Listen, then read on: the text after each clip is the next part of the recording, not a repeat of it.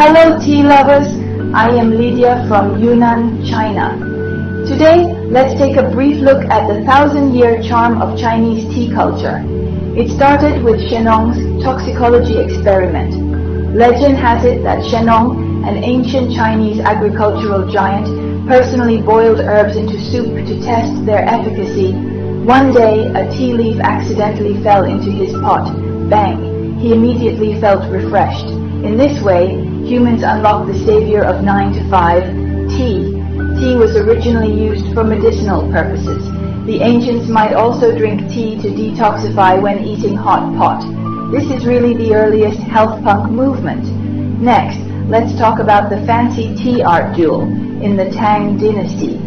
When Lu Yu, who wrote the classic of tea, wrote about tea, he probably muttered a few words. Boil tea? Alas, you need 3 pots of water and the right amount of salt, really. We modern people think this is harder than my PPT. Drunk poetry by during this period also wrote selling bowls of tea after drinking. Is this the original bartender? The 10 people added salt, ginger, onions and various spices to tea, which now seems like a dark cooking experiment.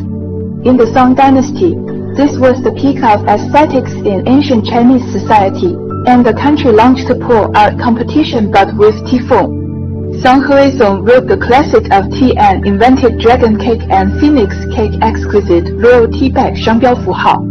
When Susha wrote the secret diary New Fire Brewing Tea, he was probably posting it on WeChat moments during work hours. Later, after the 14th century, the self-brewed tea era of the Ming and Qing dynasties, Emperor Zhu Yuanzhang said, "Don't use exquisite tea bricks anymore. Just loose leaves will do." Drinking tea became as simple as making instant noodles. Legend, Emperor Qianlong boasted during his inspection of Jiangnan, "I have more teapots than my concubines." Global trade, tea merchants on the ancient tea horse will exchange war horses for Yunnan poor tea. This was cross-border e-commerce in ancient China.